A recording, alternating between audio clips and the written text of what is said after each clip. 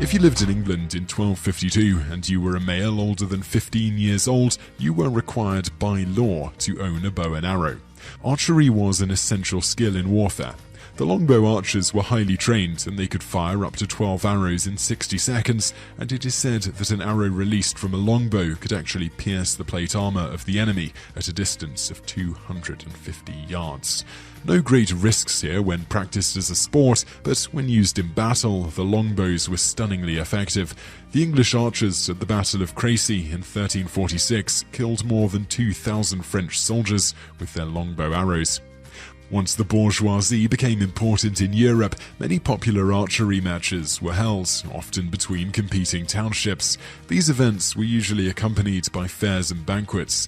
The lower classes were only allowed to take part in more mediocre events, such as running, wrestling, and jumping.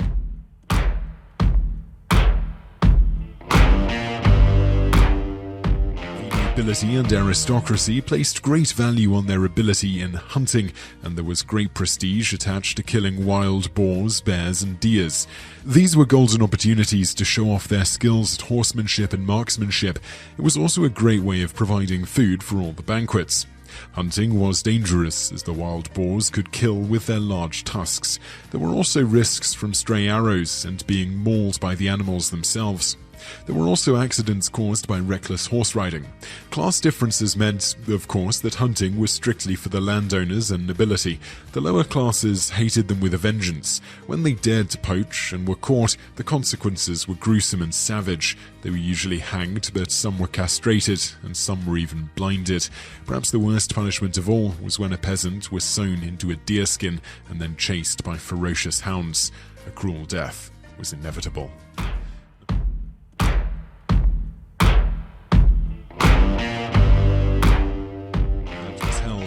Bull baiting was more popular in the earlier period, while bear baiting became the favourite in Elizabethan times. It is said that Queen Elizabeth I also participated at some of these bloodthirsty events. The origin of bull baiting was actually to make its meat tenderer to eat.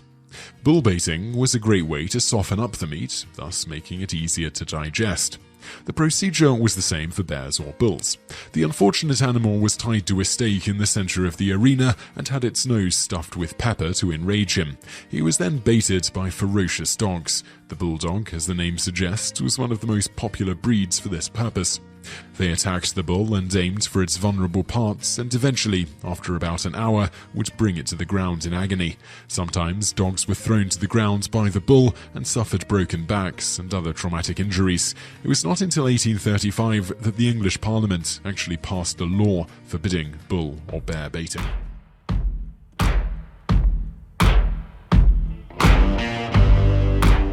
Despite what you may have heard, medieval football was not just an excuse for violence. It was enjoyed by all members of society. English guards once let Mary Queen of Scots watch a game of football, risking her recapture. The games organised for royalty were not too different from today. Teams were 10 aside, and we kicked and passed the ball with our feet. We also appreciated players with skill. It still could be rough.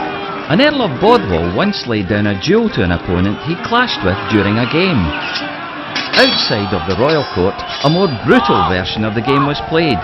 The teams here could be any size, and were often from rival areas. As a poet friend once said, bruised muscles and broken bones, discordant strife and futile blows, lamed in old age then crippled withal. These are the beauties of football. Injuries were common, a reason the Crown often tried to ban the game. We scored by driving the ball into the goal area. We didn't use posts or nets, and it was different game to game. If it was a church, turret or river, scoring still feels the same.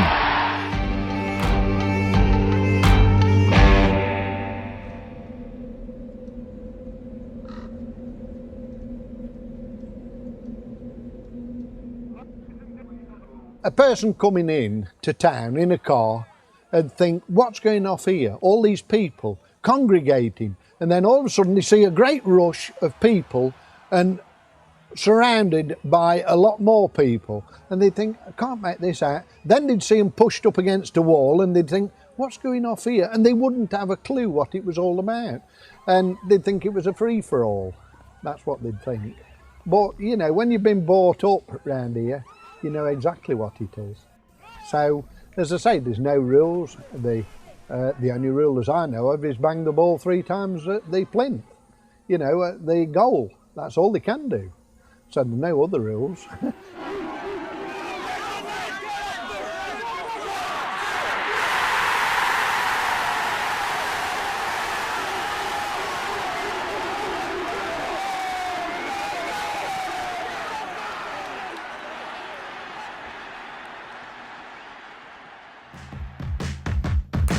All right. Yeah.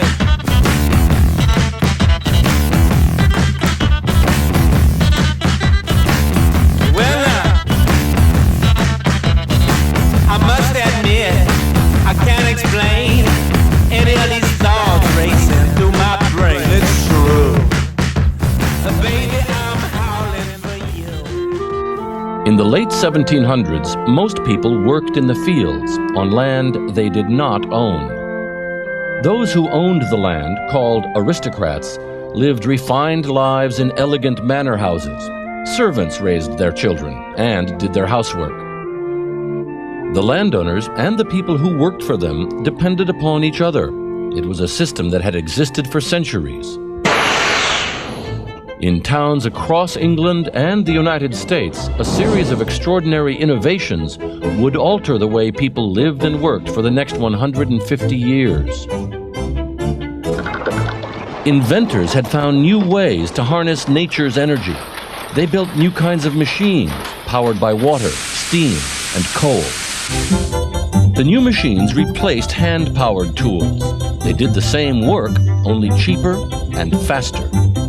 Much of the work was done outside the home, in specially designed buildings, the first factories. Mechanization began in the textile mills of England, where one machine attached to a spinning wheel could do the work of 50 people. Fuel, clothing, and food all became more affordable. With the development of locomotives and steamboats, manufactured goods could now be sold halfway around the world.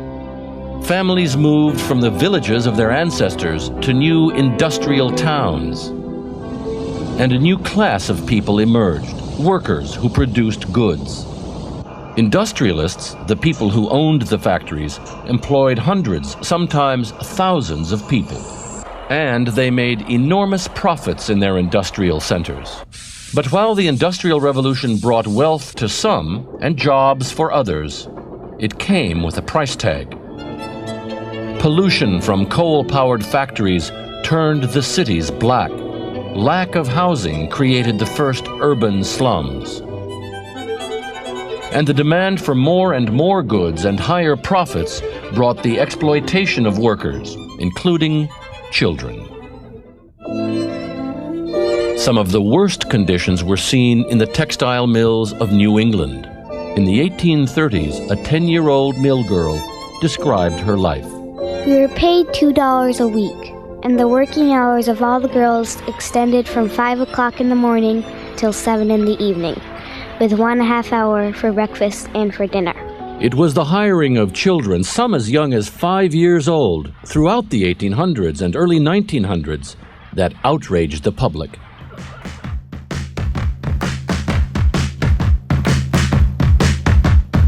All right. Yeah.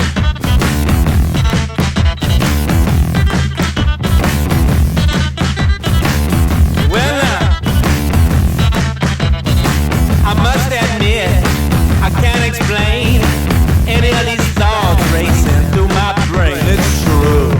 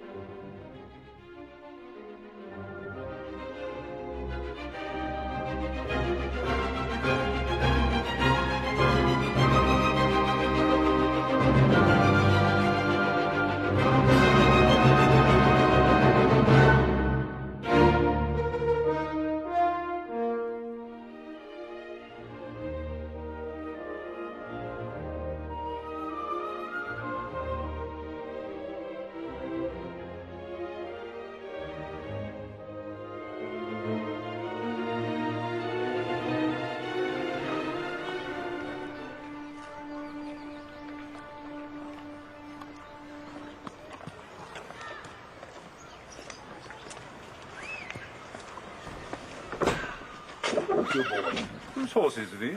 Who wants to know? The headmaster of rugby school wants to know. Some of the boys, sir, do keep them. For the steeplechasing over at Dunchurch. They gamble on them? Lord, yes, sir. They love their gambling, the boys do. And their hunting.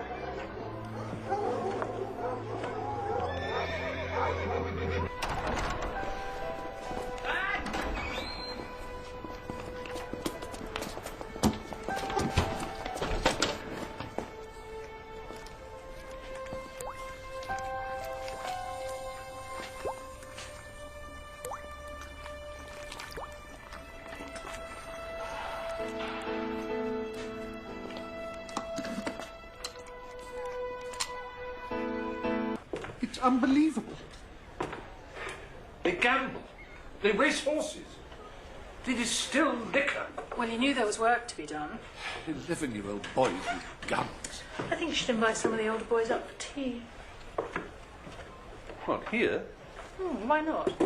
I'd like to meet them. They might shoot you. I'm sure they're not half as bad as you're making them out to be. We shall see.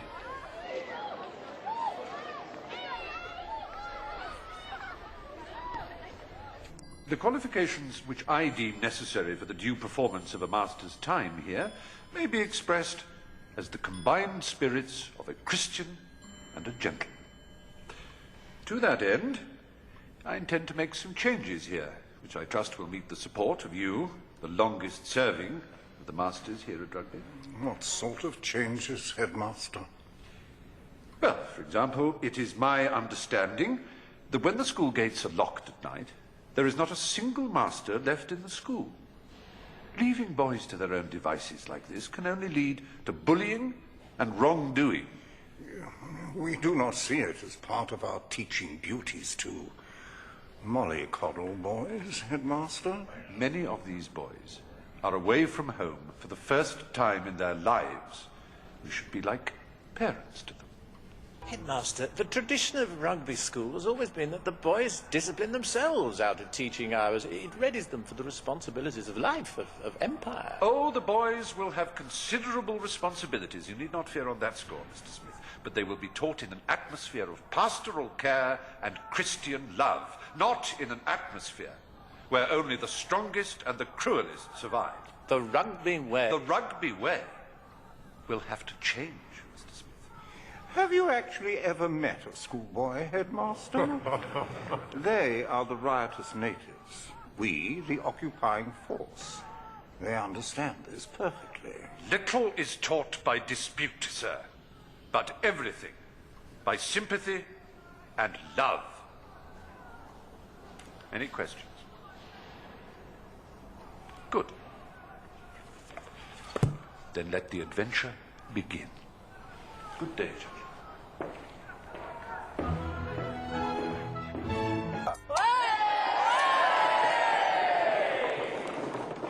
As you all know, this will be my last night in dear old schoolhouse. And I believe you have to indulge me in a few words. It has come to my notice that bullying is on the increase in schoolhouse, and it pains me to leave at such a time. Bullying is for cowards and must be stopped. You boys who are now the victims, you have it in your power to stop it. And by that, I do not mean running to masters or prefects with your fingers in your eyes. Promise yourself you won't be a bully when you are in the 5th or 6th. and it will stop. Oh, hear, hear. Hear, hear. Anyway, it only remains for me to wish my successor as captain of Schoolhouse all the fortune in the world. I know you'll all give him your every support. Frobisher!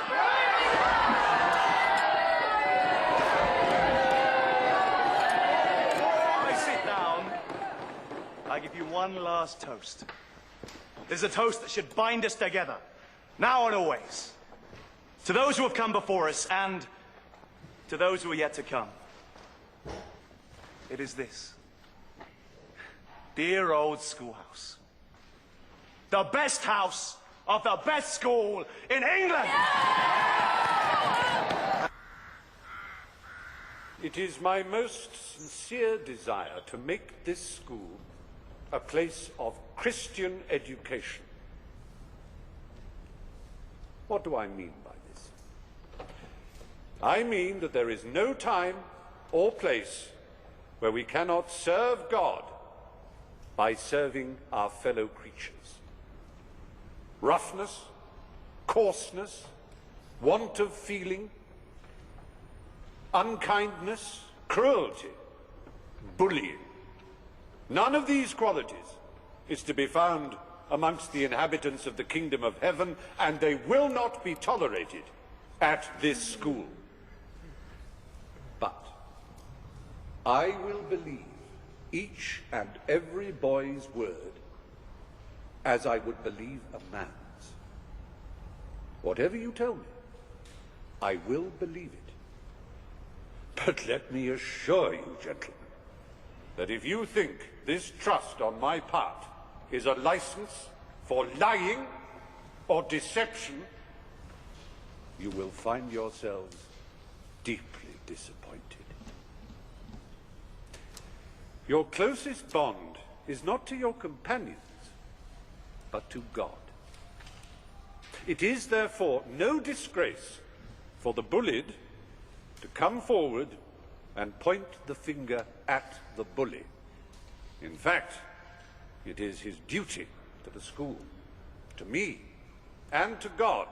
It is the only way we will rid this place of the vicious and cowardly practice of systematic bullying. To this end, there will be no more horses kept at the school. The Beagle Pack will be disbanded forthwith. There will be no firearms kept by any boy. There will be no gambling. There will be no production or imbibing of alcohol of any kind. This will be a great school. A Christian school for Christian gentlemen.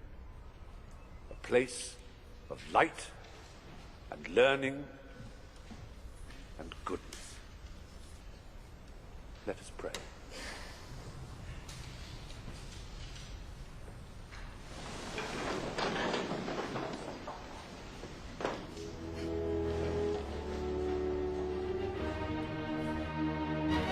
From the traditions of the East to an English tradition, the public school. It was in 1440 that Henry VI founded Eton College for 70 poor scholars. Today, besides 70 who are at Eton with scholarships, there are 1,100 others who pay their way. Times have changed, yet old customs still survive, like the famous wall game. Over 100 years old, the game is played with the simplest equipment. One ball, look closely, this is the last time you'll see it, and one wall, which can also be used as a spare dressing room. Kit for the match is a much more complex affair, the boys being allowed considerable laxity. That goes for the rules too, which is just as well. The game is now underway. You can tell by the clouds of steam and mud. See if you can guess what's going on.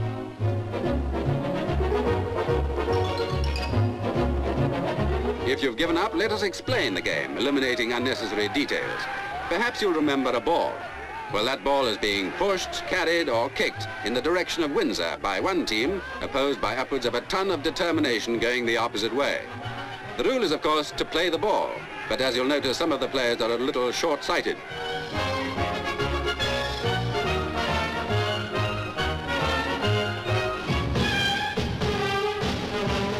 The game is between scholarship boys, called collegers, and oppidans, who live in masters' houses in the town. But it's quite safe to leave the game for a while, so let's look at some of the unchanging aspects of life at the great college. The historic buildings and the familiar yet attractively novel dress of the boys. The game now, as you can see, has reached a new peak of excitement, so you can be sure that the players underneath that heaving mass are playing with great zest and skill. Not that there's any need for anxious mothers to worry unduly, for the rules assure us that the boys do not deliberately strike, bite, strangle, smother, or jump on an opponent. Their motto may not be, do unto others as they would do unto you, but to teach them otherwise is like beating your head against a brick wall.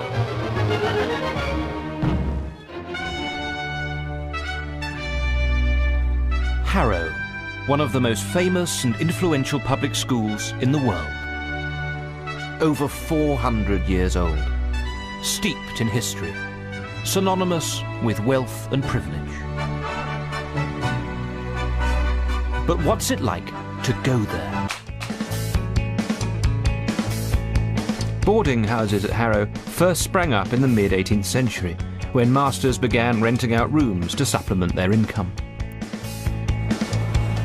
Inter-house rivalry has always been an integral part of school life, and today, competition between boarding houses is still intense. You have pride in your house. You know, you're not going to admit that that house is better than your house, because your house is always better than their house. It doesn't mean that they are, but that's what you think, because you're in the house. For centuries, the young gentlemen of Harrow have been competing against each other in all manner of inter-house events. Today it's the sixth form rugby tournament, and Westacre are up against Newlands.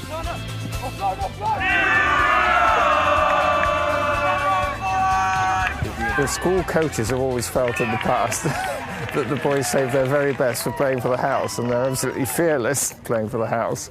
There's no effort which is too great as far as they're concerned. Get it out, Acre, get it out! To be competitive and to win is perhaps seen as more important than some houses and others. Get his legs! My own view is that if they're not strong at something and they've tried their hearts out. Harrow football evolved here in the early 19th century from a game played by boys in the schoolyard. We suck at Harrow football. An eccentric forerunner of both rugby and soccer, it never caught on in quite the same way. Okay, guys, let's kick the ball. Let's get some goals. Boys are introduced to the mysteries of Harrow football in their first year at the school. It's part of the recipe for making a Harrovian. Oh, Harrow football is a great game. I think the uniqueness of the game is where a lot of its appeal is at.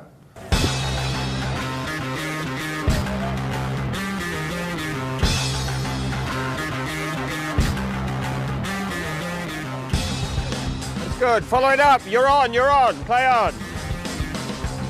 It's played with a very large, heavy, non-spherical ball. It picks up the water and the mud and gets heavier as the game goes on. Well done, Westacre, that's good play, well done. Not everyone knows the rules fully. I think there is some truth in the rule that there are no rules, just as long as you are gentlemanly about it. The strangest rule is turning round, kicking it back to your player who can catch it. And then you can shout yards, I think. And then you do a kind of triple jump. And you try and kick the ball through the opposition's what is called base. Which is effectively like a goal. And yeah. It's so unique, so bizarre. Well, if anybody came from Mars and saw people playing Harrow football, they may wonder what they'd come to. The Harrow football season lasts only a few weeks, culminating on Founders' Day, when old boys return to take on the current sixth form in a nostalgic mudfest. Founders' Day is a great occasion because, of course, without the old Harrovians, we wouldn't have a fixture list for Harrow football because, strangely, no one else plays it. So how was that, Ollie? Despite us losing, it was pretty fun. Yeah. We didn't. I don't really understand the rules. Harrow football is just one of the ties that bind Harrovians to the school. And Founders' Day will be one of many events this year that celebrates being part of the Harrow family.